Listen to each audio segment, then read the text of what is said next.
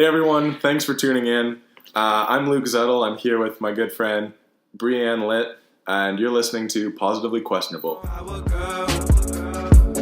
really wanna know your ways. I really wanna know your ways. I really wanna know your ways. I really wanna have a girl. So for those of you who don't know, this is our first podcast. It's kind of the pilot, and we're just kind of going to be talking about sort of like opinionated questions, get some feedback on what both of us think.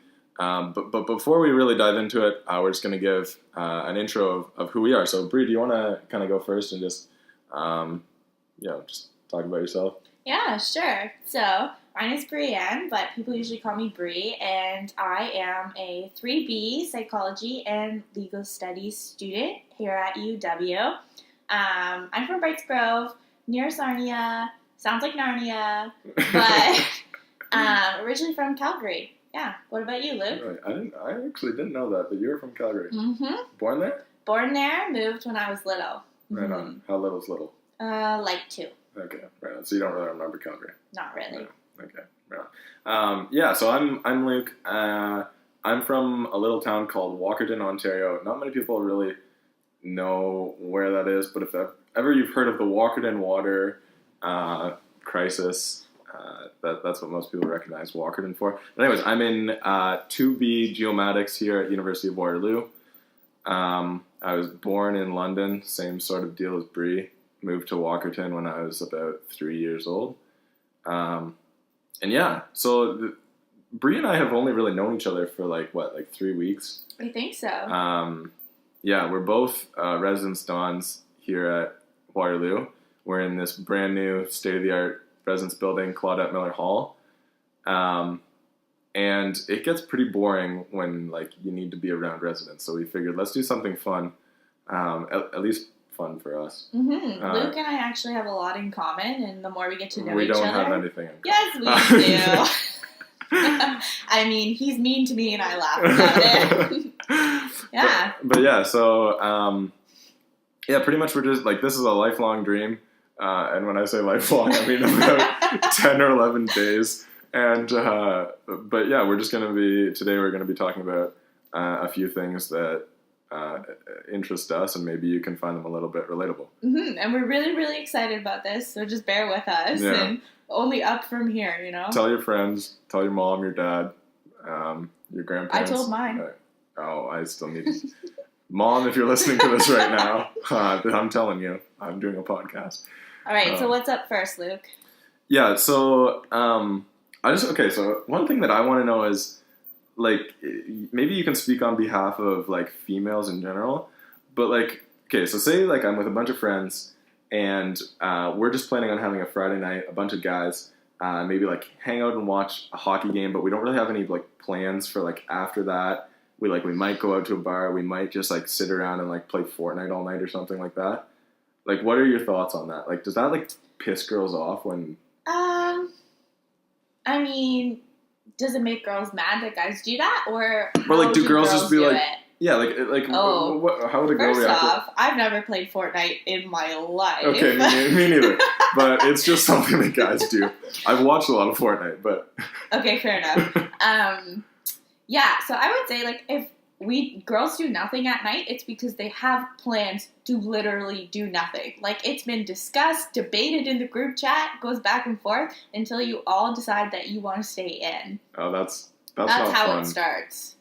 Yeah. If guys are ever doing nothing, it's just kind of screw it, whatever, I'll just do nothing tonight. Yeah, but it's different for girls because getting ready to go out is a process. It is not easy. Yeah, I guess for guys, you could just throw on something that you would wear to school and just not change until you go to the bar, right? Mm-hmm. What's it like for girls? Do you have to bring a fanny pack, a Mary Poppins bag with everything in it, or?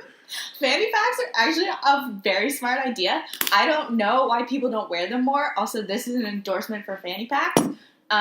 Bring them to the bar. You can carry snacks. When we get advertisements, we'll be plugging fanny packs first up on the agenda. Hit me up, Nike. I'd like you to be my first partnership. Yeah. But yeah. Okay, so girls need time to decide what they're wearing, decide who they're going with, decide where they're going, what they're drinking, what they're doing before, so where they're going to get ready. It's basically like a few days in the making for stuff like this. Jeez, that seems like so much work. Yeah, I but can't imagine that. makeup, clothes. I bet you 99% of the time, if a girl goes out, she's not wearing her own clothes. She's wearing her friend's clothes that she tried on true. 5 different times. Like, so that's one thing I've noticed about girls. Like, guys, like, that's not really a thing.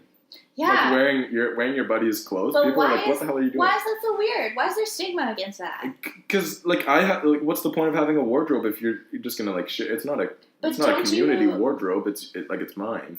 But don't you like your friends enough? If they really needed something or wanted something, you'd be like, of course you can look Okay, through if say, like, I have a buddy come over and they crash at my place and they, like, maybe stay a little bit longer than planned and didn't know we were going out and all they have is, like, root sweatpants. I'm like, okay, maybe I'll make them go to the bar in root sweatpants. You know. But no, in reality, like, I'll be like, okay, here's jeans and a button-down shirt. Like, True. I feel like it also comes down to, like, the vibe of your friend group. Like, I have some guy friends who, like, share everything, and then other guy friends who are, like, not about that. So I think it really just depends, like, who you and your friends, like, I don't know, that unspoken sort of just, like, agreement of the vibe of your group, you know? okay, yeah, that's Does that fine. make sense? No, but but sure, we'll go with it. Okay. Yeah. Yeah. So the other thing that I'm kind of curious about is, like, when guys make plans, like, we might have a group chat, but oftentimes it's just like, hey, what are you doing tonight? And the other guy's like, okay, I'll come over. Like, that's, like, the extent of the conversation. That happens with us, too. I do that all the time, but...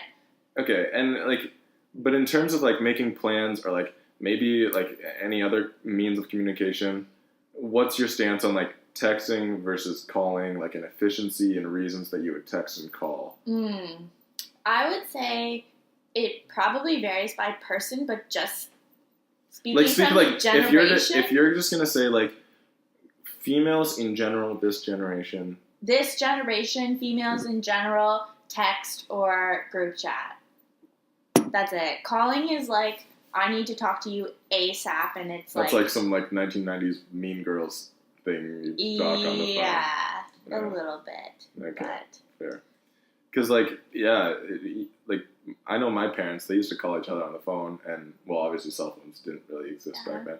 And, like, they had a long-distance relationship, and they were, like, writing snail mail to communicate on a regular basis. How much would that suck? you know what? That's actually, like, a good point, because my dad's from Hamilton and my mom is from Saskatchewan, and they followed each other all over the country, but, like, they didn't have social media or cell phones to keep in contact, and it's, like, crazy how things just work out. Yeah, that's nuts, honestly.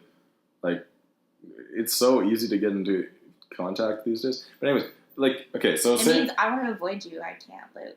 No, it's really impossible. unfortunate. It's impossible, especially because you live about 8 feet above me. You're like, good luck. Okay, back on topic. But no, say you get like a sticky situation, like with your friends, and like there's kind of drama going on.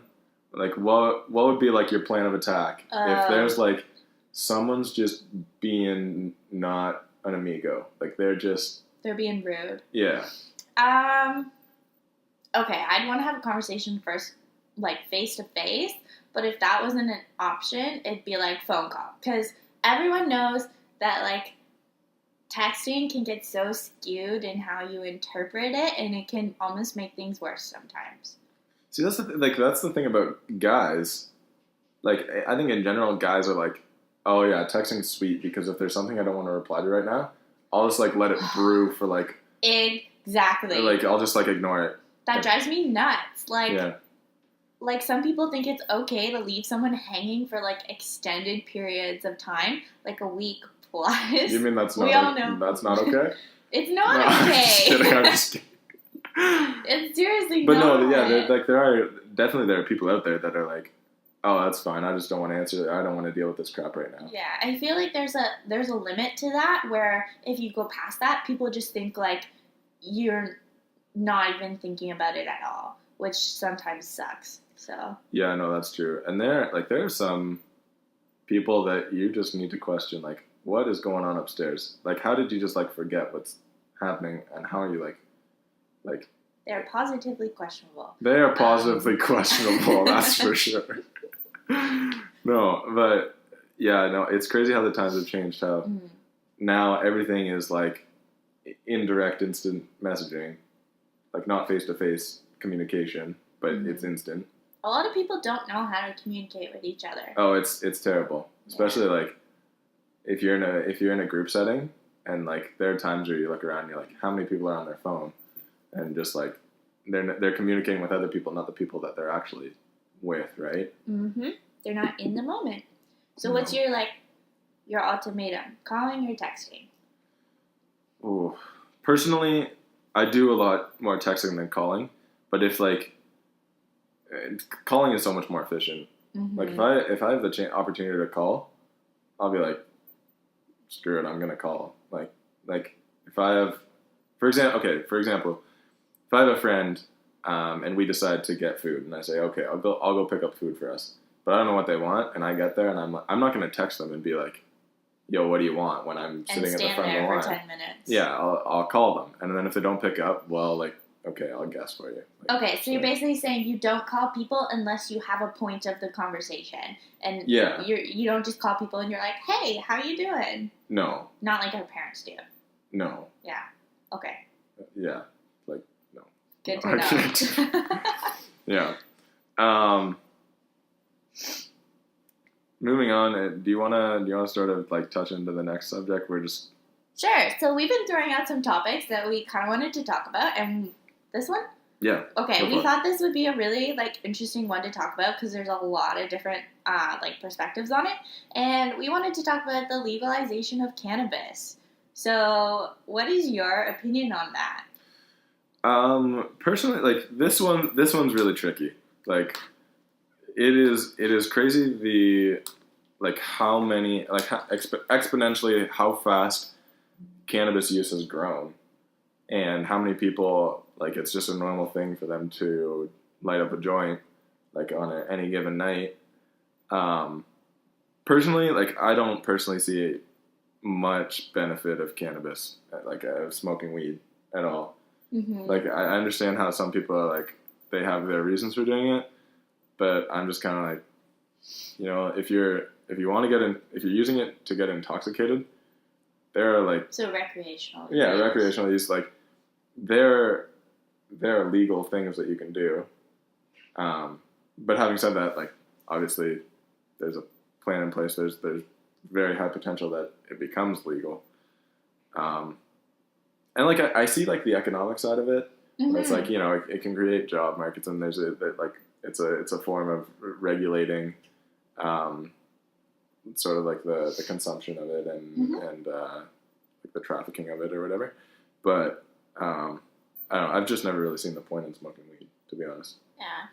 I don't know. What do you think about it? I think it's really interesting, like on a business standpoint, honestly. So there's a bunch of like cannabis manufacturers as of now, right? But the thing about the marketplace is that when this legalization, if it does come into place, certain places are going to get contracts and others won't, which means either the businesses they have to grow or they have to be bought out by these other large people, right? Yeah. So that means all this money that's being generated by this market, it's growing, it's going to go all to these, let's say, 7 to 10 big players and go up from there. But also, like, think about what this is going to do, bringing recreational use into it. People already use it for medical purposes, Yeah. and people don't just smoke it, right? There's oils. Yeah. Like, I know a lot about this because my last... Because you do it all the time. No, I mean, if there's any RLCs listening to this, no. But no, like my last company I worked for, one of our clients is a marijuana company. So like so you're getting the cheap stuff. You're good. Eh? we went into the plant, we got to see it and talk to people, and like there's actually so many consumers. Like older people, they don't want to smoke it, so they take pills or they use oils. Yeah. So by adding recreational use, they're just catering to all audiences, which is so smart. And they were going to get so rich. And people that invested in this, like 2-3 years ago, it's because they saw an opportunity and they like jumped at it, and they were very smart. It's like cryptocurrency. No, yeah, definitely. Well, and like obviously, it's like alcohol. Like if you go back to like when our parents were young, Dad always tells me the story. He could go and fill up a tank of gas, get a case of beer, 24 beers, and have change from a 10. Mm-hmm. Like, good luck. You're spending over $100 if you want to get a tank of gas and a case of beer now. Mm-hmm. And it's like, right now, relatively speaking, like, marijuana is pretty expensive. Think of, like... It is. Like, it's going to get more expensive if which it's is regulated. What I'm right? saying. All these 10 players, like, holding all... Oh, they're going to be rich. Exactly. Like, and it's they're crazy. going to drive the price up. Look at gas. It's like $1.40, but everyone's buying it because it's they need just it. lifestyle, right? Mm. Well, if it's part of your lifestyle, then you're dependent on it. Like, Yeah, no, that's a good point. Obviously, it's a little bit different, but Yeah. like it's all it's relative. same as alcohol. Yeah. Like if a can of beer was to go from $1.75 up to $3, Would you buy it? That wouldn't stop anyone from buying it.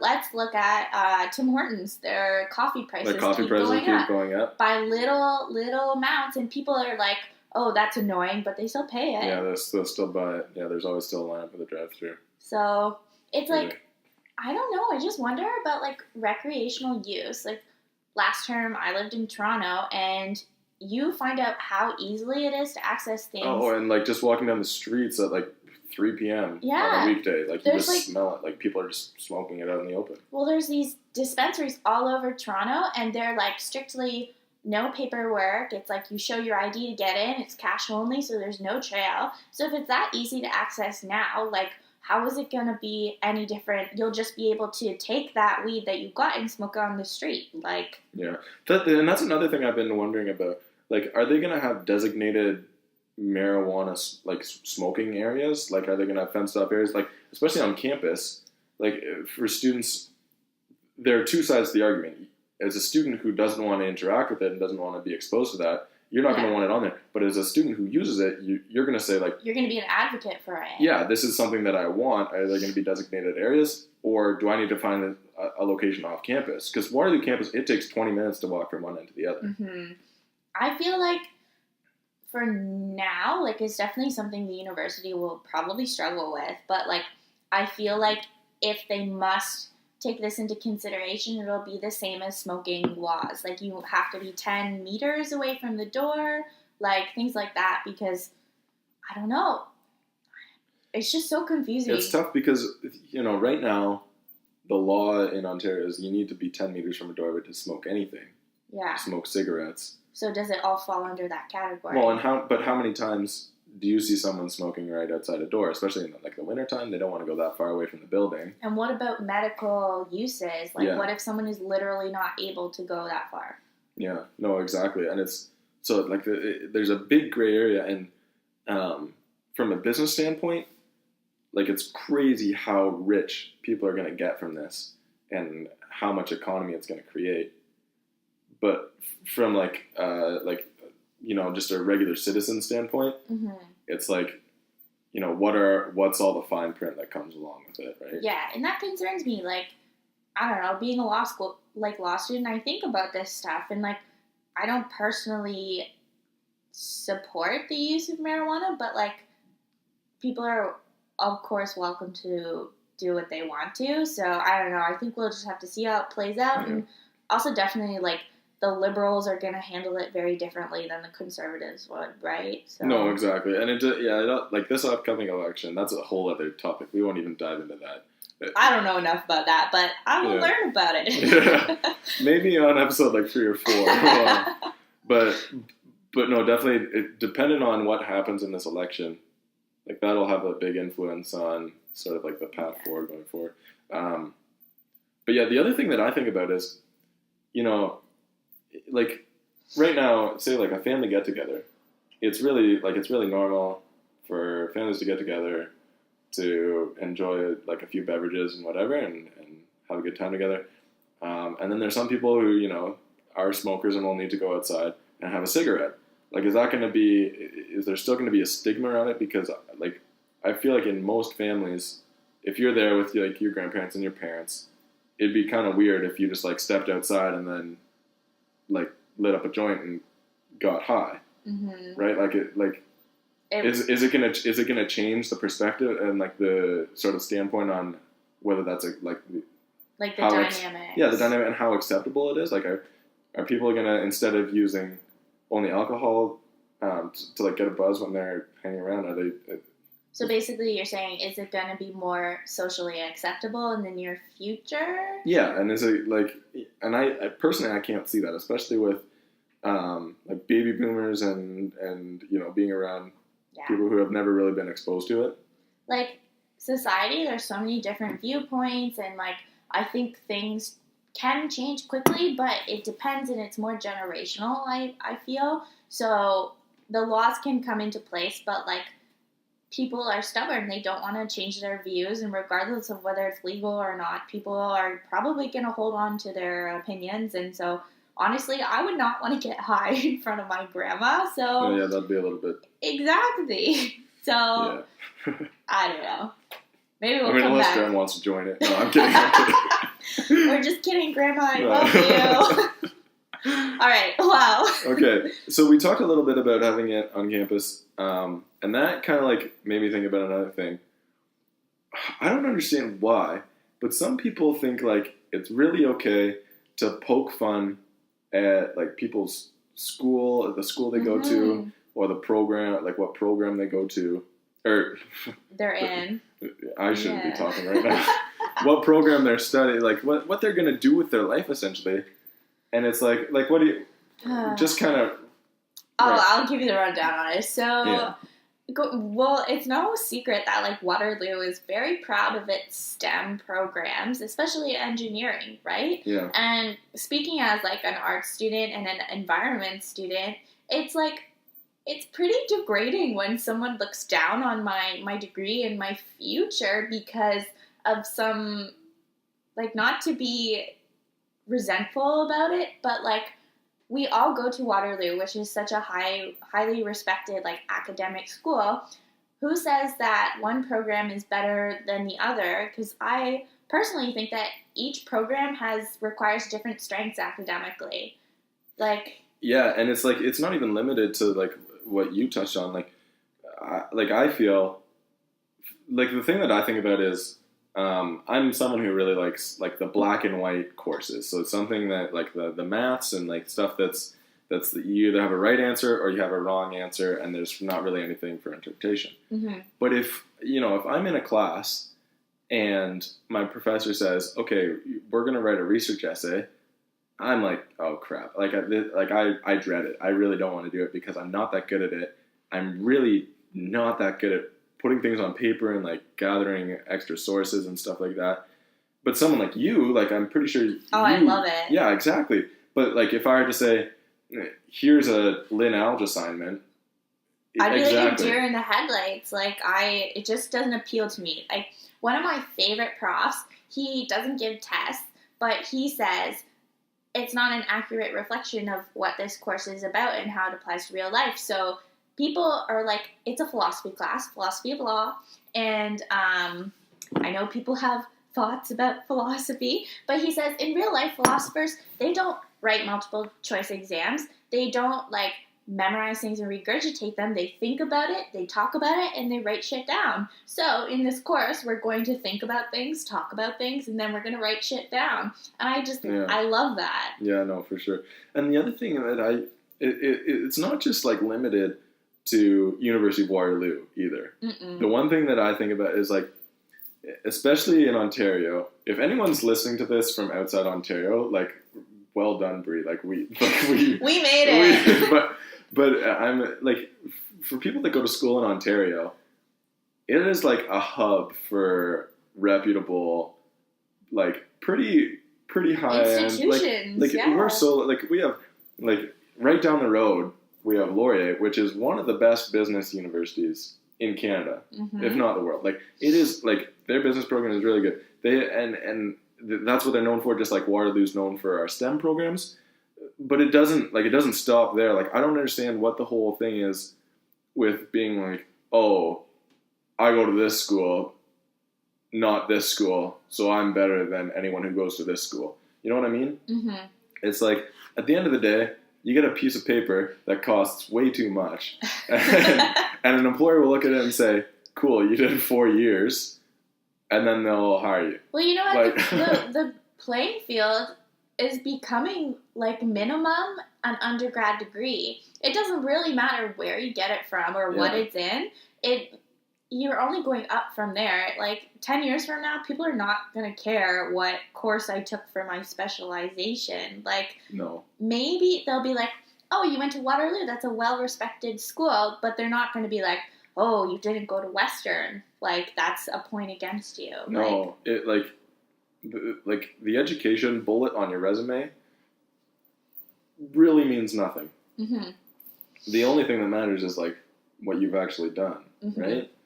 And like education is sort of like that common grounds for like it's like a tool to get a job, right? Mm-hmm. But at the end of the day, it doesn't matter what you did when you went to school, Yeah. or where you went to school, or what you studied. As Yeah. long as, Let's talk about that. How does it make you feel when people put down your program, but it's something that you're passionate about and you really like are interested in it? How does that make you feel? well, what pisses me off the most is like nobody really knows what geomatics is. Like if you were to survey 100 people. 100 students at random from like across the country, across the world, and you said, "What's geomatics?"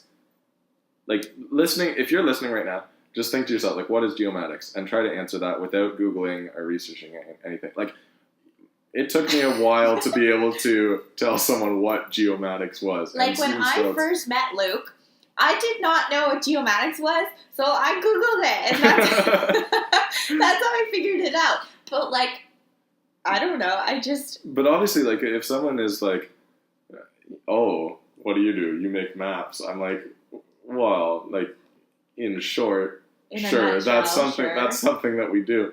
But I don't understand why you think, like, what's the whole point of trying to, like, and it goes for any program. Mm-hmm. Like, what is the point of trying to, like, put someone down based off what they're studying? At the end of the day, like, I firm believer that it's all an ego thing. Mm-hmm. It's people that are trying to validate what they're doing, and they just handle it the wrong way. And their way of validating what they do is Mm-hmm. unvalidating what someone else does. You know what I mean? I think that also, like, not calling out anyone or any program in specifics, but, like, how does that translate to your sense of self? Like, if you put so much into being proud of your program and stuff like that, and you put others down because of that, what is that saying about you and also just your confidence in who you are? Like, No, exactly. if that's your identity, like, Is that really someone that you want to be? yeah. Right? It's good to have a competitive edge, but like it has to mean something you're passionate about. And if you're passionate enough about something, you're not interested in comparing yourself to someone else. No, exactly. And at the end of the day, like, a pretty high percentage of people that go to university do it to get a job that they enjoy. And if you get that at the end, like, you've succeeded. I don't care what anyone else thinks of that, right? Like, you've done your job. You're living the high road, right? Mm-hmm. And I'm a firm believer, especially like in this day and age. It's great all the initiatives that have been put into place supporting mental health, and I like firmly believe that, especially in a university setting that gets super stressful, like, we should be here to take care of each other. And to support each other and be someone that makes it a little bit easier for someone else. You know what I mean? Mm-hmm. So, like, I don't know. I just really like taking into consideration, like, we don't know what other people, went through, like, some of the struggles and some of the successes that they went through to achieve where they're at right now. You know what I mean? Mm-hmm. So, yeah, I don't know. That's just a little rant. Well, it's not a level playing field, and people think it is, but, everyone brings, backgrounds and history Yeah. and reasons why they went into what they're in, and I just don't think it's fair to judge a book by the cover, I guess, is what I'm saying. No, exactly. Like everyone has different strengths and weaknesses that they bring to a table, and what makes like a faculty or a university or a province as a whole so so strong and vibrant is the contrast of all of these strengths and weaknesses and all of these different backgrounds. You know what I'm trying to get at? Yeah, I actually couldn't have said it better myself, Luke. That's what I like to think. But anyways, I wanted to ask you, Brie, what are some practices that like you have for good health and for making sure that like mentally you're doing well? Like, what are some things that you like doing? And yeah, so I am really big into like physical activity and just being outdoors. Like a hike is like the perfect day for me. A long hike, like beautiful weather. That's something that's really good. I really enjoy that. I was raised like outdoors, obviously being in like the country or whatever. I like never got into social media and whatever till maybe the end of high school, so that's important to me. You lived under a rock, man. Yeah, okay. This is the person coming from Washington. But yeah, no, actually this is something that Luke and I bonded over a lot, is we do a lot of the same things for like de-stressing. Okay, don't like get off your high horse. Oh my god. No, one of the things that both he of us just are bullies like, me. Yeah, I'm lying about everything that I just said. I'm kidding. You should see the face she's giving me right now. It's next. No, but being real, one of the things that I got into about probably around 4 months ago was essential oils. Like I had a couple coaches and a couple of teachers in high school that were big into them, but I never really understood them or anything. But then I got an essential oil diffuser and a set of essential oils, and it is it's crazy. Like, it is the best thing. The sweet orange oil, if you put it in there and you're just like having a crappy day, and you just like have that aroma in the air, it's called a happiness booster, and it works. It's like things like that. See, this is one of the things that I learned about my program, which people look down on psychology, but they shouldn't. It's like people don't know that your emotions and behavior are actually tied to your physiological, responses. Yeah. So having things come at you at your body, and so smells like that actually can really be beneficial to your mental well-being, because it calms down your body, which then in turn calms down your mind, because it's all connected. Yeah, and for sure. Yeah, that's why it's so big. So well, everything that happens in your body is obviously in your body. So any physical influences that are on your body, it's going to affect you psychologically and mentally, right? Mm-hmm. And one of the other things that I got into last September or so was loose leaf teas. So good. They taste delicious. I never want to see a bag of Red Rose. Nothing, I'm not shooting down Red Rose here, but we're an inclusive podcast. I love you, Red Rose. But honestly, going to David's Tea, and no, we're not getting paid to say this yet. I'd like to be. But going and getting some loose leaf tea is I get excited over that. Smelling all the teas and then knowing it's gonna taste as good as it smells when you get it into a cup with some water. And How did you get into tea? My mom actually, I don't actually know exactly. I'm pretty sure she grew mint. In our backyard, and then it helps living out in the middle of nowhere. You have some space to grow some mint. And then she actually would put it into a tea infuser, and just make her own mint tea. And I was never really into it. I was like, that's just mom being mom. Tastes like water. It's it's just it tastes like dirty water. Yeah. But then I moved to Waterloo, I went to the mall, and they were giving away free samples, and I was like, this is tea? Like, this tastes like juice. Like, this is awesome. Mm-hmm. So then I went in and I bought the first loose leaf tea I ever bought was creme caramel tea. Oh, that's and it was like one. a dessert tea. And on it, they said, who says you can't have dessert for breakfast? So I was like, I'm going to have a cup of this every morning with breakfast, because screw it. Who says you can't have dessert for breakfast? And I don't know, like from there, just went on, I got like a couple like pina colada flavored teas that I would that I'd ice, and I'd have it like an iced tea. I got some like chocolate macaroon ones. Some like, I'm really into like the rich, sort of like creamy teas. It's really good. But nice. Yeah, like what kind of teas do you like? I like fruity teas a lot. I like mint. Any type of mint tea is also good. I really like, one of my favorite types of tea is like vanilla Earl Grey from David's Tea, which is good. Yeah.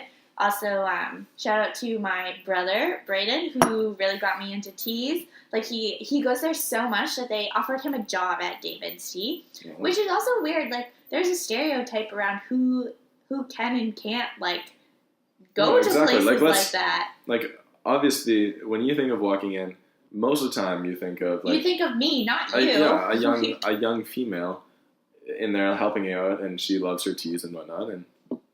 Like, most of the time you wouldn't think of, like, a guy who plays sports and, you know, it's just not that type of picture that you'd see, right? Which is exactly like my brother. Which I think is sweet that your brother, like, they offered him a job. Like, yeah. That just goes to show how bomb.com David's Tea is. Yeah.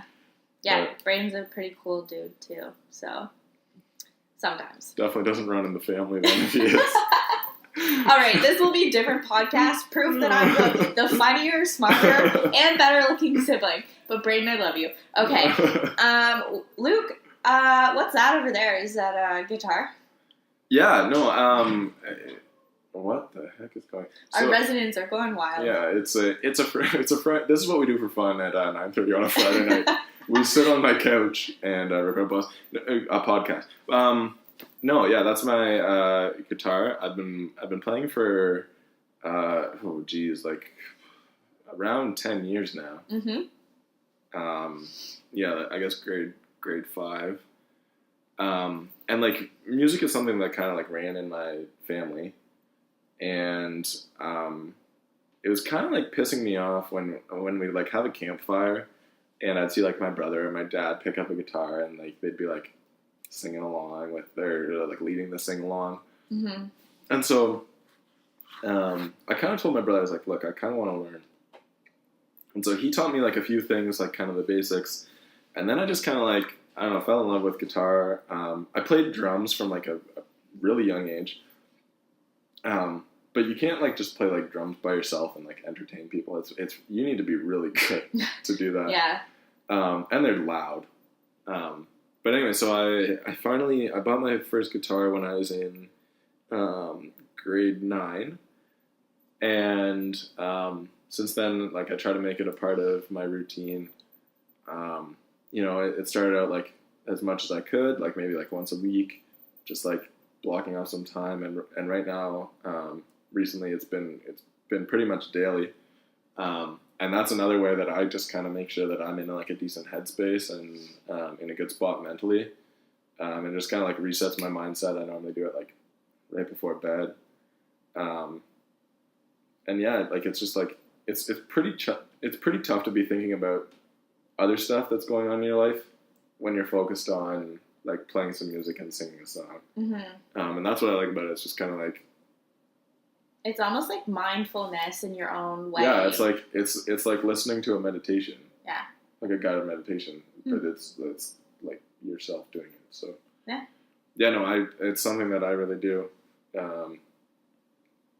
Yeah, no. If any of you want to hear it on the podcast sometime, we're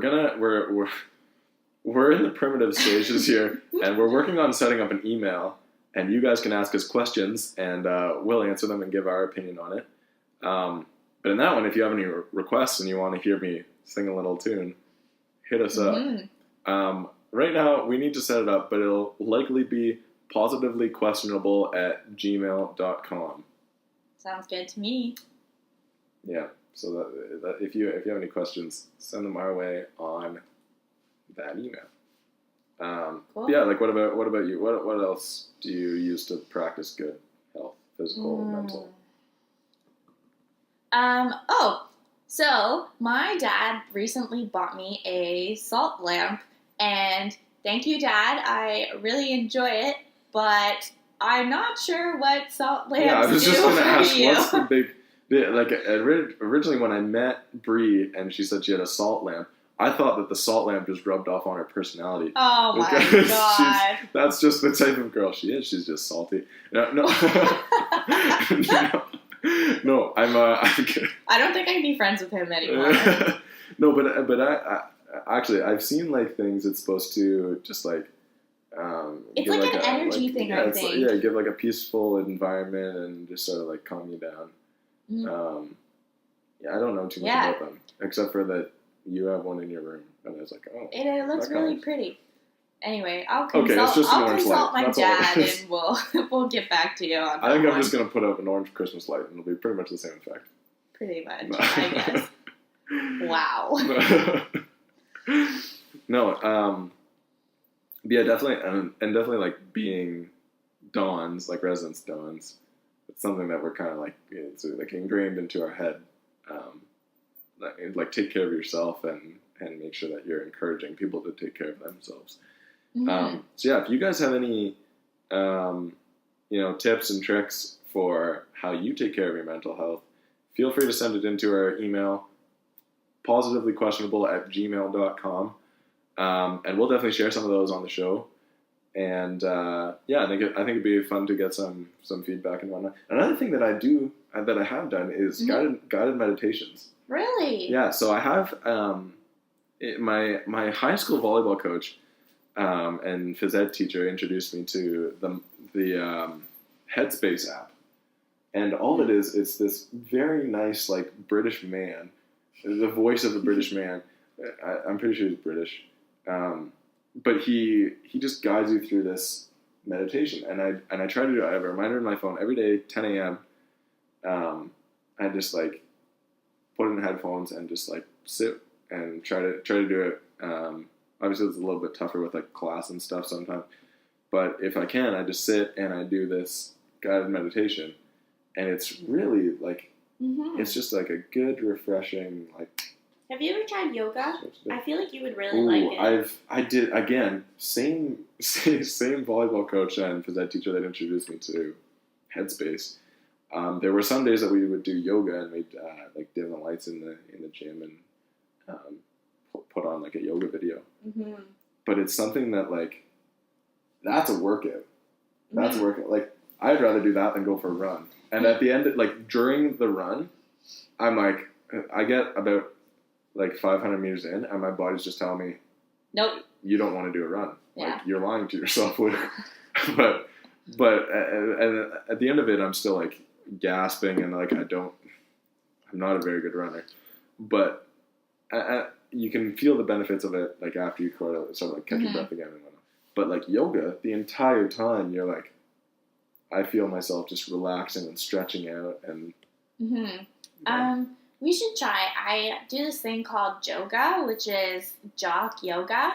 So it's yoga combined with like strength training. So basically it's yoga, but you suspend your body in the air for the entire time, and then at the end you do like 15 minutes of regular yoga. But it's like designed for athletes. Actually, the place I did it in Toronto, they actually train CFL athletes, and they love it. It's really good for like your core. It's basically you do yoga and you suspend yourself in the air until fatigue, and then at the end you're just like your body is just done, but also you're just like calm because you're so focused, and like you sit and just like lay down and all this stuff. And they do the same yoga things like dim the lights, essential oils, and like it's a good workout, but also really like calming. So no, that's neat. Yeah, that'd be fun sometime to try.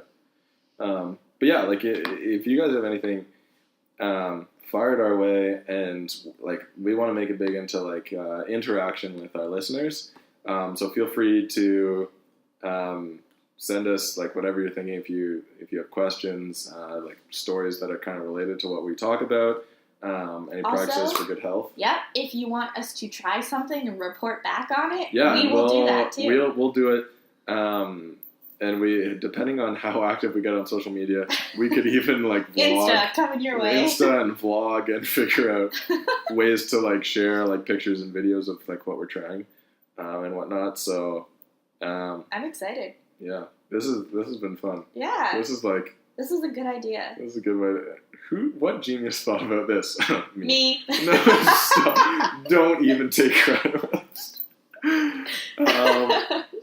But yeah, and then another thing that we're gonna just like kind of give you a roadmap. We're gonna have special guests on the show. So this could be some of our friends. We might reach out to people who are more specialized in different areas, and they'll talk about their expertise. Or there might just be episodes where it's just Bree and I just like chatting about life. like this. Yeah. So I think that's it for now. Thanks for tuning in. Thanks for listening. We hope you guys enjoyed it. Reach out to us, positivelyquestionable@gmail.com. This has been Positively Questionable. I'm positive, and she's questionable. Take care, guys.